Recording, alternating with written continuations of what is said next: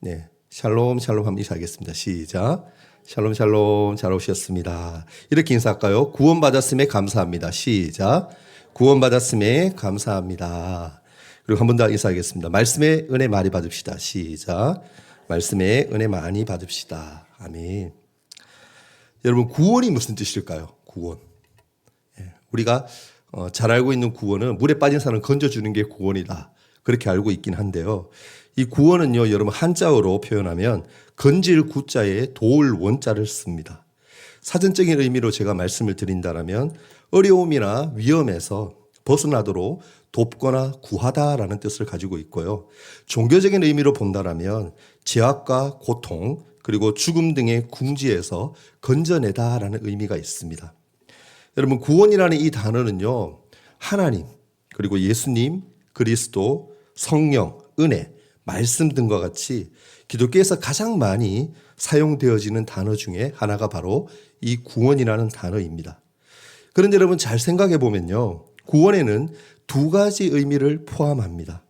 그것은 무엇이냐면은 하나님이 우리를 위해 이루신 구원과 내가 예수님을 믿음으로 받게 되는 구원입니다. 그런데 우리는 매번 이 의미를요, 크게 구별하지 않고 그렇게 사용을 해 왔죠. 사실 이 두 구원은 시간과 공간적으로 구별되는 별개의 사건입니다.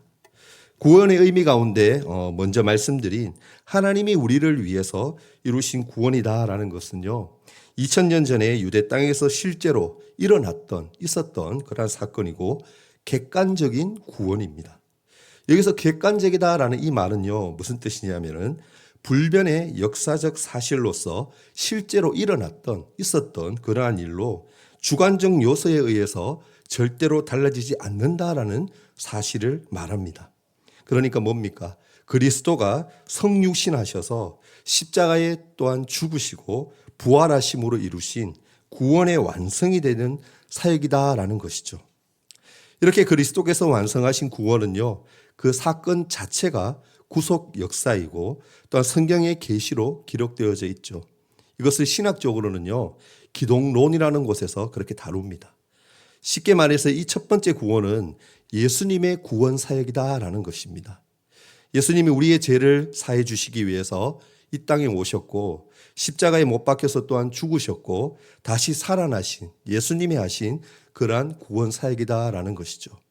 그리고 두 번째로는 내가 예수를 믿음으로 받게 되는 이 구원은요, 2000년 전이 아니라 지금 나에게 날마다 일어나는 사건이고 주관적인 구원의 일입니다. 주관적이라는 이 말은요, 나라는 구체적인 그리고 둘도 없는 특정한 개체인 인격체에게 주어진 구원이란 점에서 주관적입니다. 좀 어려운 말이죠. 쉽게 얘기해서 나의 부모가 받은 구원이 나의 구원이 될 수가 없고 내 아내나 남편이 받은 그 구원이 내 구원이 될 수 없는 이치다라는 것이죠. 은혜나 구원은요, 여러분 지극히 개인적인 일이고 하나님과 나와의 문제다라는 것이죠. 그러니까 하나님이 나만의 구체적인 정황과 삶 속에서 나를 만나 주심을 통해 구원받았기 때문에 주관적인 구원이 된다라는 것입니다. 이 주관적 구원은요, 성령님이 오순절 강림 이후에 개개인에게 구원을 가져다 주시는 구원의 적용이 되는 사역이다라는 것이죠. 그리스도가 완성하신 이 구원을 성령께서 개개인에게 적용하도록 일하시는 것을 개역 신학 우리 전통에서는요, 구원의 서정이다라고 부르고 또 신학 공부를 하면서 배울 때에는요, 구원론에서 다루는 내용입니다. 그러니까 정리하자면 무엇입니까? 우리는 구원을 말할 때 그 안에 두 가지의 구원을 포함한다라는 겁니다. 첫 번째 구원은 앞서 얘기했다시피 2000년 전에 예수님이 십자가 사역으로 이루신 구원의 완성이 되는 객관적인 구원이고, 두 번째 구원은 지금 오늘 이 시간 성령님이 그리스도가 이루신 구원을 우리에게 적용하는 주관적인 구원인 것이죠. 그래서 우리는요, 이 두 가지 구원의 차이를 잘 이해할 때 막연히 우리가 죽으면 천국 간다라는 그런 구원 정도의 수준을 넘어서 하나님의 말씀인 성경을 깊이 있게 읽을 수 있고 또 신앙생활을 열심히 하면서 복음의 풍성함을 누리면서 살 수 있는 것입니다. 그러니까 그만큼 구원이 우리의 신앙에 있어서 무엇이라고요? 가장 중요한 문제다라는 것이죠. 자, 그러면요, 여러분, 이 두 가지 구원이 어떻게 연결되어질 수가 있을까요? 다시 말해서 하나님이 이루신 구원과 내가 받는 이 구원이 어떻게 연결될 수 있을까요? 2000년 전에 예수님이 이루신 구원이 오늘날 현재를 살아가는 우리와 어떻게 상관이 있는 일이 될 수 있는가 하는 의문이 생기게 된다는 겁니다. 여러분, 결과적으로 우리가 구원 받으려면요, 어떻습니까? 죄가 없어야 하고요. 또 죄인이 아니라 의인이 구원받는다라고 하죠. 그러면 여러분, 우리가 어떻게 해야 할까요? 답을 먼저 말씀드린다면 그것은 그리스도와의 연합으로만 가능하다라는 겁니다. 여기서 여러분, 연합이라는 이 단어는요, 한자로 표현하면 연이을 연자에 합할 합을 씁니다. 한자의 뜻은요, 둘 이상의 사람이나 집단이 합하여 하나의 조직체를 만드는 것, 그것을 연합이다라고 합니다. 쉽게 말하면 뭡니까? 하나가 된다는 거죠. 그러므로 그리스도와의 연합이란 예수님과 하나됨을 통해서 하나님의 구원을 나의 구원으로 받을 수 있게 된다라는 것이죠. 그러면 예수님과 우리가 어떻게 하나가 될 수가 있을까요? 그 연합의 비밀은요, 어디에 있느냐? 바로 성령님께 있다라는 겁니다. 요한복음 14장에서 16장까지는 그리스도와 성령의 관계를 특별히 사역적인 측면에서 가장 명시적으로 설명하고 있는 그러한 부분입니다. 이 본문에서 우리는요, 주님의 방식을 통해 방법론적 통찰을 얻을 수 있다는 거죠. 그러면 요한복음에서 예수님은요, 성령에 대해서 어떻게 설명하셨을까요? 성령을 명제로 설정하고 명제에 직접적으로 접근하는 그러한 방식보다는요, 그리스도를 통해 성령을 이해하는 방식이 주님이 취하신 방식이었다라는 겁니다. 특별히 14장에서 16장까지는 예수님이 어떠한 단어를 가장 표면적으로 많이 쓰시느냐, 집중적으로 쓰시는 단어가 바로 내 이름으로라는 단어입니다. 14장 13절, 14절, 26절에 그렇게 기록하고요. 15장 16절 그리고 21절에도 그렇게 기록하고 16장 24절과 26절에도 내 이름으로라는 표현이 나옵니다. 대표적으로 오늘 읽었던 26절을 다시 한번 읽어봤으면 좋겠는데요. 함께 읽겠습니다. 자, 시작. 보혜사 곧 아버지께서 내 이름으로 보내실 성령 그가 너희에게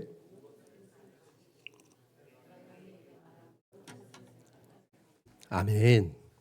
여러분, 보혜사 성령에 대해서 예수님은요, 아버지께서 내 이름으로 보내실 성령이다라고 그렇게 표현하십니다. 성령님이 내 이름으로 보내어졌다, 예수님의 이름으로 오셨다라고 말하고 있다라는 겁니다. 그럼 내 이름으로 오신 그 성령, 그것은 무엇을 의미할까요? 예를 한번 들어보겠습니다. 한 나라의 대사는요, 개인의 일을 하기 위해서 파견된 것이 아니라 자신을 파견한 왕이나 대통령을 대신해서 부여된 그러한 권세와 권위 안에서 부여된 목적을 위해서 일하는 것, 그것이 바로 대사의 의무이죠. 임무입니다. 주한 미국 대사라고 가정한다면 한국 내에 주둔하고 있는 미국 대통령의 권한을 위임받아 미국의 입장을 대변하고 일하는 사람, 그 사람이 주한 미국 대사인 겁니다. 마찬가지로 내 이름으로라는 이 말은요, 대사로 파견되어지는 것처럼 나를 대신하여 내 권세로 내 목적을 위해 나를 위하여라는 의미다라는 겁니다.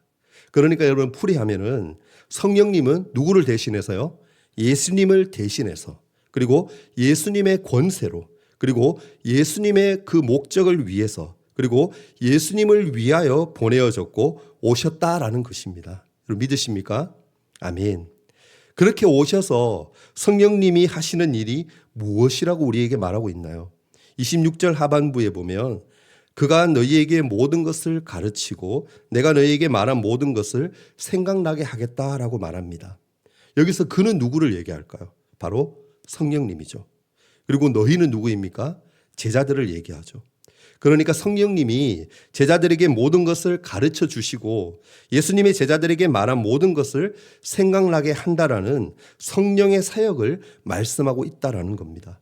다시 말해서 성령님이 오시게 되면 별도의 자신의 사역을 하시는 것이 아니라 예수님이 가르쳐 주셨던, 예수님이 말씀하셨던 그 사역을 이어서 서포트하고 지원하는 일을 하신다라는 겁니다. 한마디로 뭡니까? 도우시는 역할, 헬퍼 역할을 하신다라는 거죠. 지금으로 말한다면 내가 너희에게 말한 모든 것, 예수님이 말씀하신 그 말씀들은 우리가 들고 있는 이 성경에 해당된다라고 보면 정확합니다. 이 성경에 기록된 진리의 말씀들을 성령님이 우리에게 가르쳐 주시고 생각나게 한다라는 것이죠. 성령이 내 이름으로 오신다라는 의미에서 성령의 사역이 그리스도의 사역에 대해 종속되어진다라는 겁니다. 그러니까 성령님의 일이 별도로 무엇인가 새로운 것을 하시는 것이 아니라 그리스도가 하셨던 일을 계속 이어서 하신다라는 것이죠. 요한복음 16장 13절에서 15절 말씀을 통해 동일하신 성령님과 그리스도의 관계를 확인할 수 있는데요. 우리 같이 한번 읽어봤으면 좋겠습니다. 16장 13절부터 15절 말씀까지입니다. 자, 시작.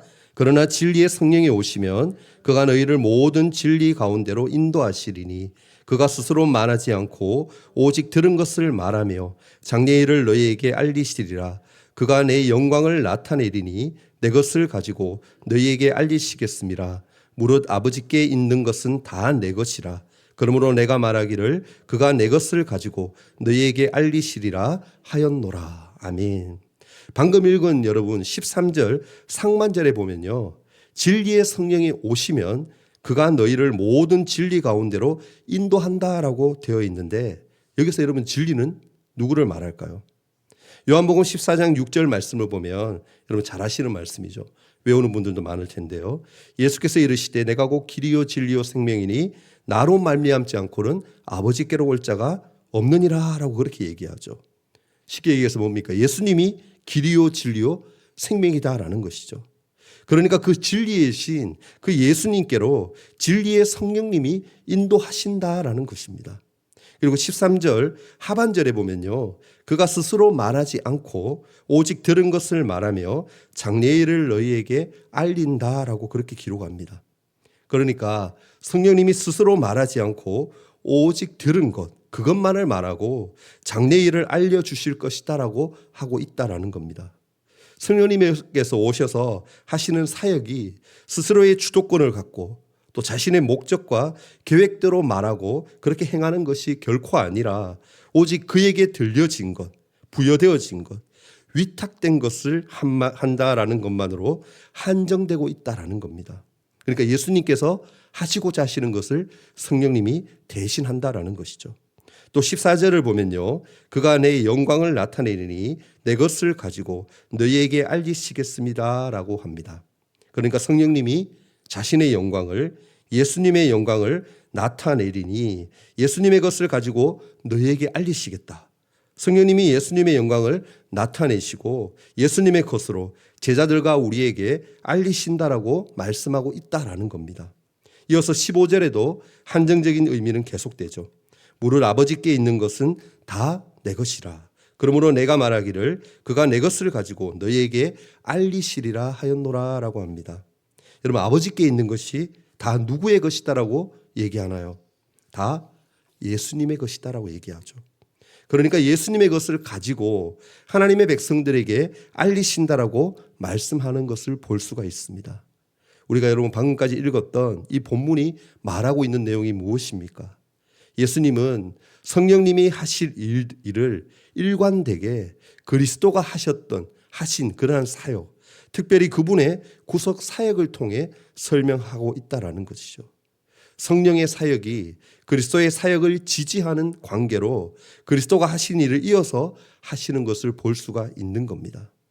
오늘날 여러분 성령을 잘못 이해해서 금가루를 뿌리고 어떤 초자연적이고 이기적인 일들을 행하시는 분으로만 그렇게 생각하는 사람들이 아직도 참 많은 것을 봅니다. 여러분 책도요. 옛날에는 성령에 관한 책들이 참 많았어요. 제가 학교 다닐 때만 해도 학부 때는 성령론이라고 해서까지 배웠거든요. 근데 성령론이라는 책은 이제 없습니다. 왜냐하면 성령을 통해서 워낙 이상한 것들이 많이 나오니까 그런 것이죠. 참 안타깝습니다. 여러분, 성령님의 사역의 본질은요, 예수님의 구속 사역, 구원 사역, 우리가 구원을 받을 수 있게 해주시는 사역이다라는 것을 우리가 꼭 기억할 수 있기를 바랍니다. 분명 성령님이 하시는 일이 예수님의 사역의 연장선에서 예수님이 하신 말씀과 십자가와 부활의 사역들을 증거하고 다시 생각나게 합니다. 그리고 진리이신 예수님께 인도하는 일이 성령님이 하시는 일이다라는 것을 우리에게 보여주고 있죠. 그러니까 우리가 성령을 그리스도의 영으로 부를 수 있었던 것은 예수님과 성령님이 같은 일에 종사하고 있다라는 것 때문인 겁니다. 우리는 오늘 구원을 두 가지 의미로 나누어서 생각해 보았습니다. 여러분, 첫 번째 구원은 십자가를 통해서 이루신 예수 그리스도의 사역으로 구원이 완성되어지는 그런 사역이었습니다. 2000년 전에 그러한 구원 사건이 지금 현재 우리에게 이루어진 구원이 될 수 있는 것은 우리가 그리스도와 하나가 되는 그리스도와의 연합 때문이고, 그 연합되는 방식은 보혜사 성령의 임재, 성령님의 일하심을 통해서다라고 말씀드렸습니다. 여러분, 보혜사 성령님이 우리 안에 임재하시기 때문에 그 그리스도의 영이신 성령으로 말미암아 예수님의 구원 사역의 공로와 의가 우리에게 전가되어지는 것이다라는 것이죠. 여러분, 성령님으로 말미암아 예수님의 의가 나의 의가 되고 또 우리가 의인이라고 불리게 된 이유가 거기에 있다라는 겁니다. 예수님과 우리가 연합될 수 있는 그 다리, 그 연결의 접점이 바로 성령 하나님이시다라는 것입니다. 여러분, 그리스도의 영인 성령이요, 예수님과 우리가 하나 되게 만들어주고 또 그 연합선 안에서 그리스도가 이루신 구원을 우리에게 가져다 주고 있다라는 것이죠. 여러분, 성령으로 아니하고는 누구든지 예수를 주시라 할 수 없다라고 고린도전서 12장 3절 말씀을 여러분 잘 아실 겁니다. 이처럼 여러분, 진리의 영인 성령님이 우리 안에 오셔서 길이요 진리 대신 예수님께로 인도하여 주시고 그리스도와 연합할 수 있게 해 주신다라는 겁니다. 여러분, 개혁 신학자 존 칼빈은요, 그리스도와의 연합에 대해서 설명하면서 이렇게 얘기했습니다. 그의 것이면 무엇이든지 우리의 것입니다. 여러분, 그리스도가 이 땅에 오셔서 죽으시고 또한 부활하심으로써 살아나신 구속의 모든 혜택이 그리스도 안에서 우리의 것이 된다라는 겁니다. 여러분, 신천적인 그런 측면에서 존 칼빈은요, 놀라운 교통이라고까지 표현하며 강조하는 그리스도의 연합에 대한 그 확신은요, 우리의 삶에 큰 차이를 가져옵니다. 내가 그리스도와 연합되어 있음에 대해서 확신함으로써 바로 그 구원의 생명과 능력을 과감하게 누리는 활력 있는 그런 신앙생활이 가능하다라는 것이죠.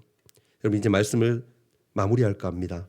오늘 읽은 이 말씀은요, 예수님이 공생의 마지막 밤 제자들과 함께 그 자리에서 함께 하신 말씀입니다. 요한복음 13장부터 17장까지는요, 고별 설교라고 불리며 예수님의 마지막 유언과 같은 말씀들이 담겨 있습니다. 그러므로 제자들은요, 예수님이 십자가에서 죽으시고 그들을 떠나실 것을 이해하지 못했고 두려움과 슬픔 속에 있었습니다. 그런 제자들에게 우리 예수님은 다음과 같은 놀라운 약속을 주시죠. 요한복음 14장 18절 말씀에 보면 이렇게 기록합니다. 내가 너희를 과와 같이 버려두지 아니하고 너희에게로 오리라. 아멘. 예수님은요, 우리를 홀로 버려두시는 분이 아닙니다. 우리에게 보혜사 성령님을 보내어 주셔서 항상 함께 하시겠다라고 약속하셨습니다. 예수님은 성령님을 보혜사라고 그렇게 표현하셨습니다. 이 말은요, 헬라어로 제가 몇 번 얘기했을 것 같은데요, 파라클레토스입니다. 이 뜻은요, 곁에서 부름 받은 자, 돕는 자, 위로자, 변호자라는 뜻입니다. 여러분, 성령님은요, 인격을 가지신 하나님의 영이시며 우리를 위로하고 또한 보호하시며 함께 하시는 그러한 분입니다. 현대적 표현으로 바꾸어서 말씀드리면 성령님은 우리의 조력자가 되어주시고 인생의 동행자라 할 수가 있는 겁니다. 성령님은 우리의 감정을 다 아시는 그러한 분이고요, 어떠한 상황에서도 우리를 도와주시는 그러한 분입니다. 성령님은 기도할 줄 모를 때에도 또한 말이 막힐 때에도 말할 수 없는 탄식으로 우리를 위해 기도하시는 그러한 분인 줄 믿습니다. 고린도서 2장 10절에서 12절 말씀을 보면요, 이렇게 기록합니다. 함께 읽겠습니다. 시작. 오직 하나님이 성령으로 이것을 우리에게 보이셨으니 성령은 모든 것 곧 하나님의 깊은 것까지도 통달하시느니라. 사람의 일을 사람의 속에 있는 영 외에 누가 알리요? 이와 같이 하나님의 일도 하나님의 영 외에는 아무도 알지 못하느니라. 우리가 세상의 영을 받지 아니하고 오직 하나님으로부터 온 영을 받았으니 이는 우리로 하여금 하나님께서 우리에게 은혜로 주신 것들을 알게 하려 하심이라. 아멘. 우리는 여러분 말씀을 대할 때 성령님의 도우심을 겸손히 구할 수 있어야 됩니다. 말씀을 깨달은 지혜는요, 지식에서 오지 않고 성령께로부터 오는 줄 믿습니다. 예수님은 내가 너희에게 말한 모든 것을 생각나게 하겠다라고 하셨습니다. 삶의 결정적인 그러한 순간, 갈등이 생기는 순간, 유혹의 순간, 슬픔과 두려움 속에서 우리가 이전에 들은 말씀, 읽은 말씀, 배운 말씀을 생각나게 하시는 분이 바로 성령님이다라는 것을 꼭 기억할 수 있기를 바랍니다. 그러니까 성령님은요, 말씀을 생각나게 하실 뿐 아니라 그 말씀을 현실에 적용할 수 있도록 이끄는 분이다라는 겁니다. 그래서 성령님과 함께 동행하는 사람은요, 말씀 안에서 있는 살아가는 사람인 것입니다. 요한복음 14장 26절 말씀은요, 우리에게 성령님의 귀한 사역을 선명히 보여줍니다. 성령님은 보혜사로서, 돕는 분으로서 우리를 돕고 위로하시며 가르치시는 또한 교사로서 우리를 진리로 이끄시고 말씀대로 살아가게 하시는 그러한 분입니다. 예수님은 성령님을 통해 지금도 우리와 함께 하십니다. 그러므로 우리는 성령님을 단순한 교리가 아닌 인격적인 하나님으로 만나고 의지해야 하는 것입니다. 사랑하는 여러분, 우리는 결코 혼자가 아닙니다. 우리 안에 보혜사 성령님이 내주해 계십니다. 그분은 오늘도 우리를 돕고 계시고 가르치고 계시고 인도하고 계십니다. 그러므로 매일 성령님의 도우심을 의지하며 살아가는 우리 모두가 될 수 있기를 주의 이름으로 축복합니다. 여러분, 바라기는요, 하나님이 우리를 위해 이루신 구원을 믿음으로 우리가 구원받게 되었다는 것을 인식하고 또한 그의 것이면 무엇이든지 우리의 것이 되도록 만들어가는 모두가 되었으면 참 좋겠습니다. 말씀 안에서 그분과 동행하는 삶이 될 때에 우리 삶은 하나님의 뜻 안에서 귀한 열매를 가득 맺을 수 있게 될 겁니다. 그러한 은혜를 함께 누리는 저와 여러분이 될 수 있기를 예수님의 이름으로 간절히 바라며 축원합니다. 아멘. 기도하겠습니다.